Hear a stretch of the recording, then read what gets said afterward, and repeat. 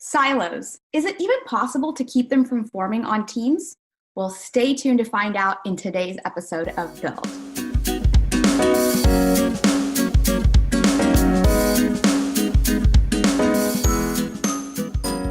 Welcome to Build, the show that debunks a number of myths and misconceptions related to building products, companies, and your career in tech. I'm your host, Purnima Vijay Shankar. At the start of a product or a company, teams are usually flat and highly collaborative. But over time, silos start to form, slowing things down, making it hard to innovate, and distancing teams from their customers. Is it even possible to slow or stop them from forming and to enable everyone on the team a chance to interact with their customers? Well, in today's episode of Build, we're going to showcase how silos form over time, some best practices for keeping them at bay, and what to do once they've formed. And to help us out, I've invited Nicole Elizabeth Desmarais, who is a B2B SaaS consultant. Thanks for joining us today, Nicole.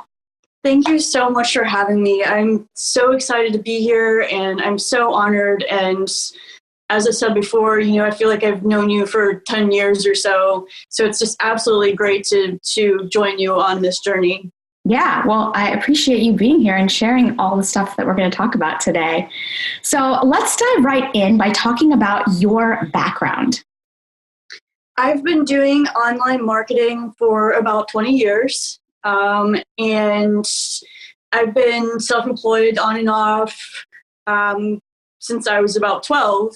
And I have worked at SEO agencies. I've co-ran full-service marketing agencies. And in 2009, I went fully self-employed. So when I did that, I really started focusing on SaaS. And I watched, webinars by Forrester in which they were talking about how this is the age of the customer and how the voice of the customer really owns your brand, and things are moving away from traditional methods where the brand controls the voice of how they're represented. And this particular webinar was about customer success.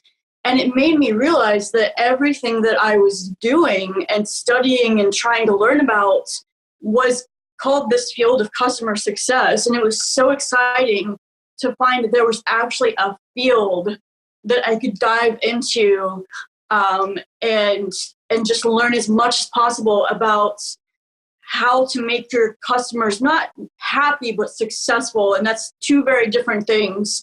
And now I'm doing a lot of customer experience. So I've kind of stepped up in the umbrella a little bit more to like look over all kinds of customer related fields from, customer support, customer service, and customer development, customer research, and so on. I'm very, very customer centric, basically. Yeah, it sounds like it. And I thought it was pretty cool that you said customer success versus happiness. I think that's super important as we want people to find our tools, especially SaaS products, valuable. And given your amount of experience, what do you see are the benefits to having everyone on the team have a chance to interact with customers and not just support or sales teams and marketing teams? So when everyone on the team is aware of the voice of the customer, everyone stays super excited about what's going on. I just talked to someone yesterday who is working on an A/B testing software. I can't really share much details about it, but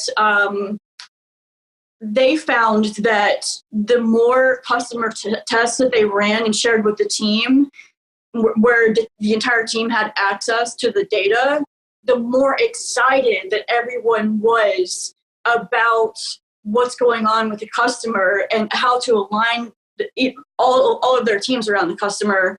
And before that, when they were running, fewer tests and doing less user research and everything, everybody was kind of like, it's just a thing we have to do. But once they started getting all this data and everybody had access to it, everybody just got so excited and fired up about it. And that was really cool to learn about that.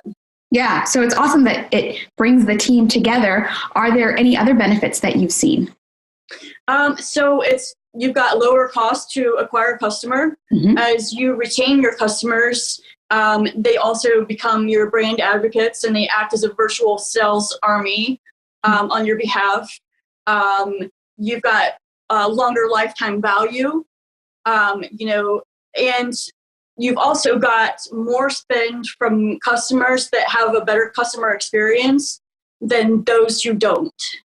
And there's so many statistics and information out there from Harvard Business Review and probably HubSpot and Forrester and Gartner on just the impact of customer experience, especially. And what's interesting about it is everybody knows that it's important, but year over year, it's not improving. And people are actually not making their customer experiences better based on the research that's coming out of Forrester and Gartner. We're still seeing companies lagging behind. And if you really want to stand out, your main way to stand out right now isn't going to be pricing. It's going to be this team alignment and customer experience. Yeah. So let's dive into that team alignment. I know, given that you have been this consultant and you're going through all these various companies, you have this great unique lens to see the silos slowly start to form. So walk us through, why this happens, and maybe share some examples of practices that people start to think will help them improve things, but only make it worse. So this is usually called the silo effect, and it happens when the different teams are working on the same exact kinds of issues and they don't communicate, so they don't even realize that's happening. And then as a result, you've got lower productivity, you're using up more resources, you're losing money, and that's when your startups start, especially if you're bootstrapping or if you're, before you've got funding, that's when your startup starts to decline. Because you are losing that real focus and attention on the customer and instead on doing the same things that, each of you are doing. And I talked to Segment. I've worked with them as a client before. And they talk about how there's a couple of different ways that data silos form in particular. One is structural. And that's when businesses that have been around through multiple owners, leaders and ideologies typically have incompatible systems in place. And they've got older software and apps that don't work together to share the kind of data, which is something that Segment actually helps to solve. Another one is social. Teams aren't rewarded for sharing information about the customers. Where I work at SureSwift, which is a part-time job that I have at a private equity firm, and in Slack, we've got these channels called wins, customer wins, where we're communicating and sharing hey, today the NPS score was this, or we got back this feedback on a review. And we also share when, there's detractors and we're getting people that aren't as happy, so that we can act on that information and, have a conversation with them and turn things around. And also there's an issue, according to Segment, again, with vendor lock-ins. So say that you're working with a software as a service, they want you, they're not focused on you maybe as a customer as well as they should be. So they lock that data up. And they make it hard for you to access it in ways that you're able to leave them. So because they're trying to artificially retain your business. And so sometimes it's not even your team, it's the software teams that you're working with. No, those are some great examples. So I think it's actually interesting that you talk about this vendor lock-in, and I know we're going to dive into some best practices for dealing with these issues. One follow-up I have is, how does this impact the product overall when people do these things? So you probably have been through this before. You call a customer service rep, you are talking to a robot, then you finally reach somebody and they say, oh, we've got to put you over to a different department after you've explained the problem to them. Then you explain that same problem to the next person, and then they send you to somebody else, and you explain the problem to them, and then you find out after going through all of that either they can't solve your problem, or you need to go online to do some kind of form or something like that. That's frequently an issue that you'll see is customers are being moved around from customer service, customer support, customer success, instead of being all aligned and having those teams work together and working on the same customer. That customer's constantly repeating themselves and not actually getting the help that they need. And that's when you're going to see those NPS scores and CES scores and all that go down. And if customer support is hearing the same issues over and over again and not addressing them, not creating a knowledge base, that's another really big problem that slows down productivity. Maybe you need something like help desk to help create like that knowledge base and help answer some of those questions that you're seeing over and over so that your customer teams can focus on the more complex questions that don't need to be automated. I'm not for automation very much until it becomes like you're doing a repetitive task that like the automation can actually handle while the customer is still successfully being helped. And some other issues that, that we see that I've learned about through Segment is there's this inability to answer complex questions about the customer journey. There's this inability to quantify the impact of a given campaign against down funnel conversations, like if you're looking at Salesforce or HubSpot data. There's this inability to affect targeting criteria in a given channel based on interactions that occurred in another channel. So say that, and this has happened to me, I really loved this one product. I bought their product and I kept getting an email from them to buy their product.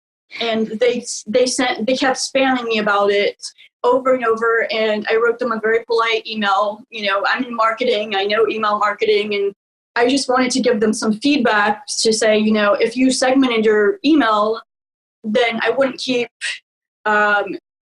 being asked to buy this product. Instead, maybe you would give me some other incentives of like upselling or cross-selling other products to me. But instead, you're asking me to buy something I've already bought over and over. And their response was, we can't do that right now. And so I had to unsubscribe. And then recently, I somehow ended up on their list again. I don't know how. And they were still sending me the same kind of emails. So you'll see that kind of problem too, where the person who actually was your customer that was really successful and happy with your product no longer wants to work with you because you're constantly in their face, like spamming them about the product. Yeah, I think I had this experience too. Maybe it's the same company. Yeah. So let's switch gears and talk about some of the best practices for breaking down these silos. And you mentioned a number of them. You mentioned the data, the structural, as well as the vendor lock-in. So maybe you have an example for each one. Okay. There's a number of best practices, and I've also got some examples from clients that I've worked with. One thing that you can do is have team meetings with actual agendas, not meetings that are going to waste your time, and have a leader of each meeting. And that leader can rotate so that everybody gets a chance to lead and be heard. Mm-hmm. And you can also encourage each person to participate in the conversation so that the biggest ego in the room isn't just leading all of the decisions that are being made. You can also encourage disagreement. You can also try to avoid groupthink by breaking into different teams and then coming together and having a bigger, more holistic meeting about what everyone came up with. in the smaller groups. Another best practice that I learned from Trello is that you can address the silo effect by identifying and catering to different skill sets in a way that prevents a one-size-fits-all approach to management. So you identify the strengths and differences and weaknesses of different employees, and you kind of pair them together so that they're kind of shadowing each other and learning from each other and mentoring each other and collaborating. Because really, it's so much about collaborating and making sure that you're sharing this information. There's also so many different tools that you can use to communicate about customers. You can use Slack, you can use Wootrick, Google Drive, Airtable, Trello. And one thing that I've noticed is that some product developers or product managers, which is something I also newly do, love to go old school, quote unquote, and just use whiteboard and notepads.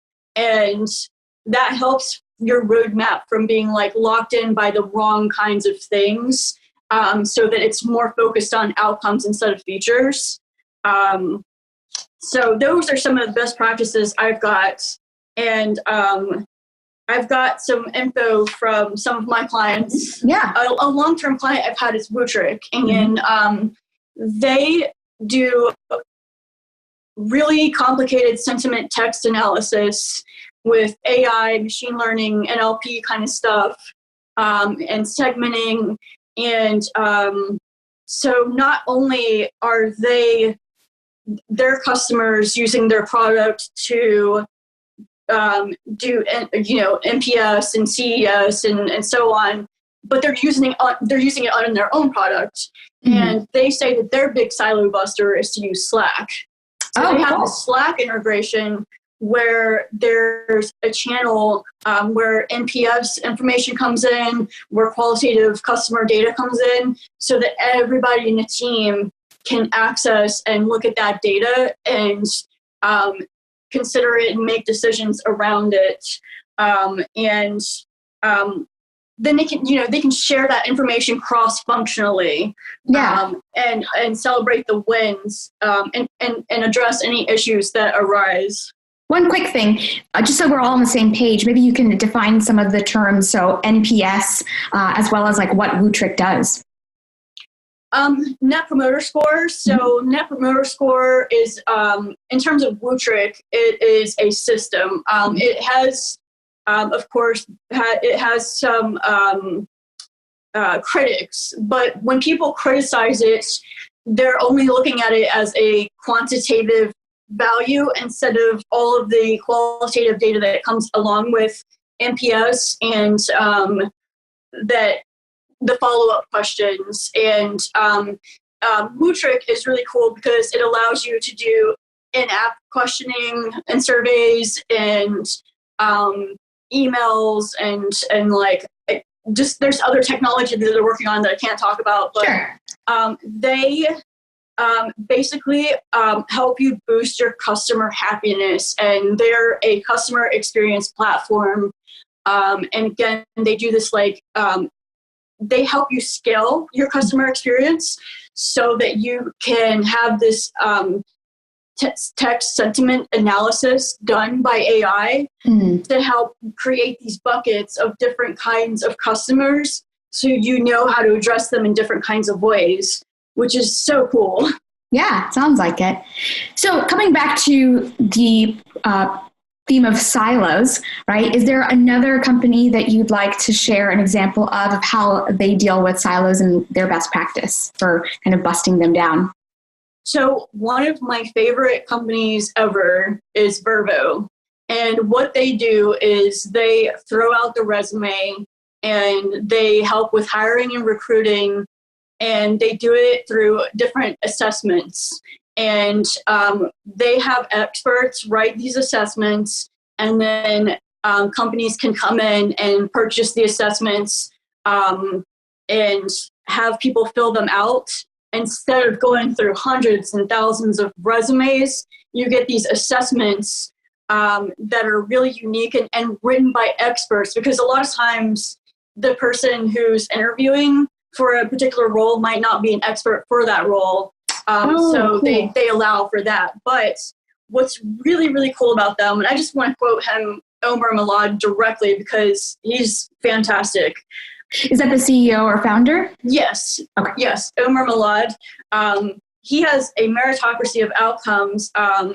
And what he means by that is the best customer outcome wins, not the loudest voice, not the most senior person, not the biggest ego, and so on. So when they're prioritizing features, they look at what helps their customers the most impactful way, not what they think is the coolest idea as the company, but what their customers do. And if someone is pushing an idea because it's their idea, that's not good enough. It needs to pass the test of, will this move the dial for customers more than the idea of X?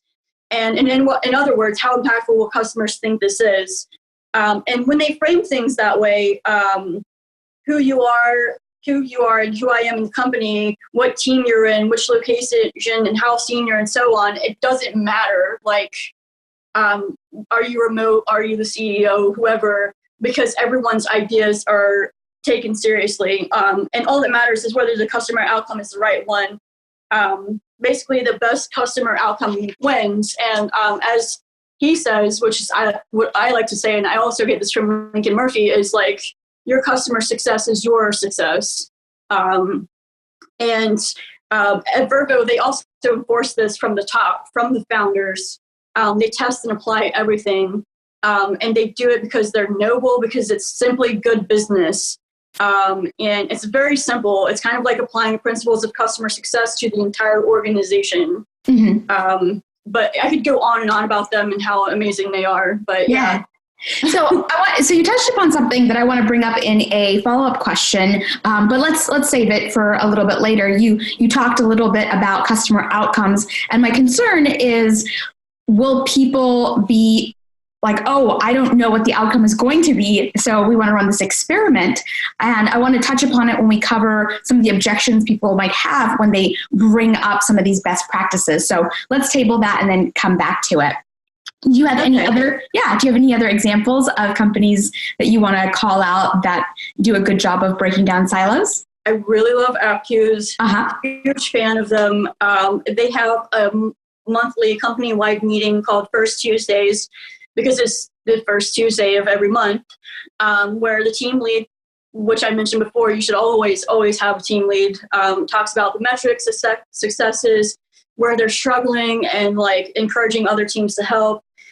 They do collaborative goal setting. They use OKRs, and the company and team level often have like cross-team objectives. Like I was saying before, where you can have a debate, so that they can get aligned around those objectives and work together. Yeah. What's an OKR? It is objectives, keys, and results.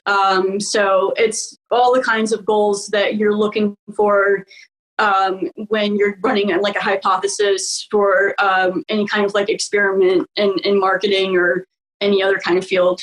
Yeah. So thank you, Nikki, for sharing all of these amazing examples. I know our audience is going to get a lot of value out of them, and hopefully they will start incorporating some of these best practices.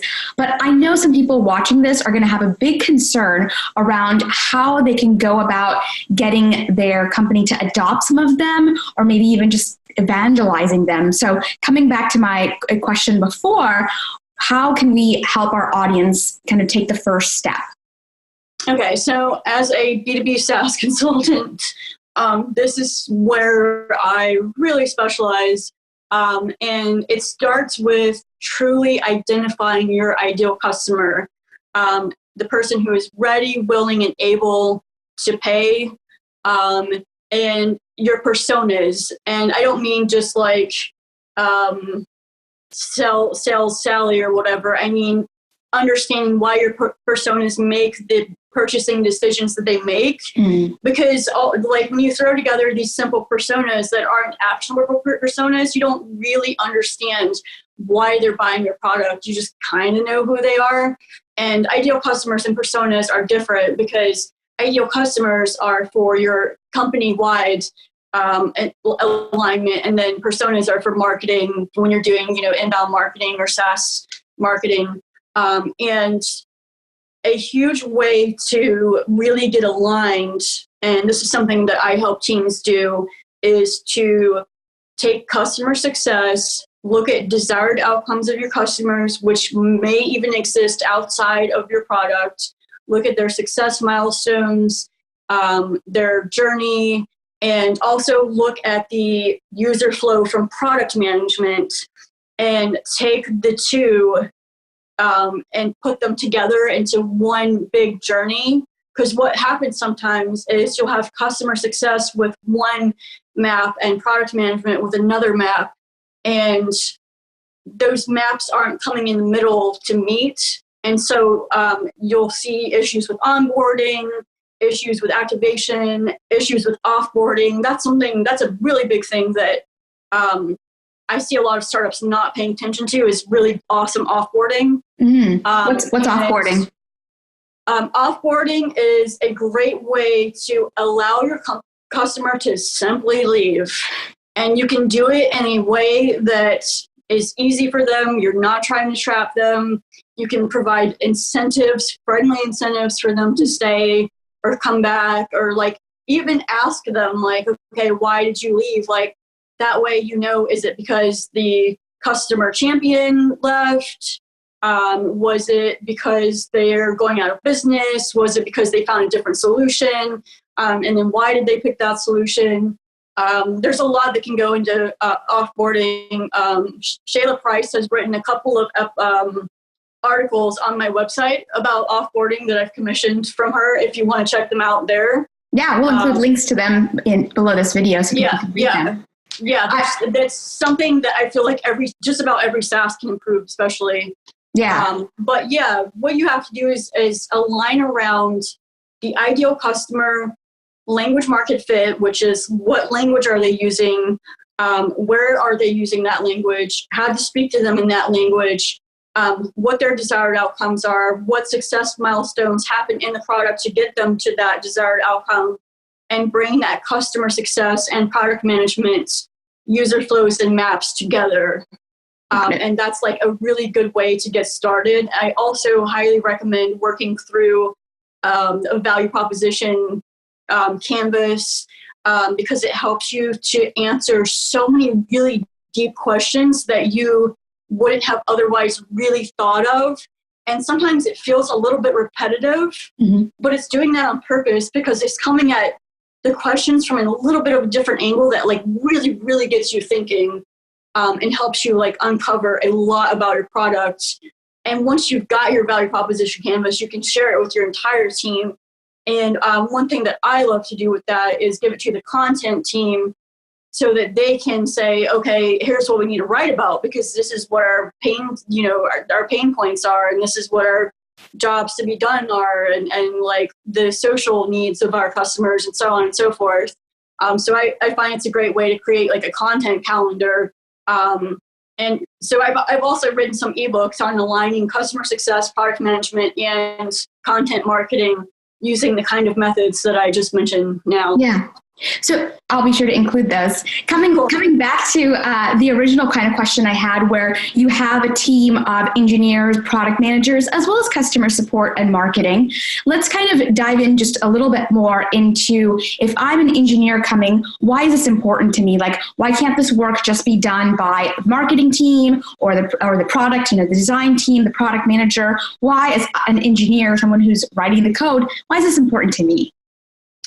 It's important to you so that you don't get stuck in something like the product death cycle, where you're hearing from customers coming to you directly and saying what features they want built out, and then you're building those features, and then nobody's using them.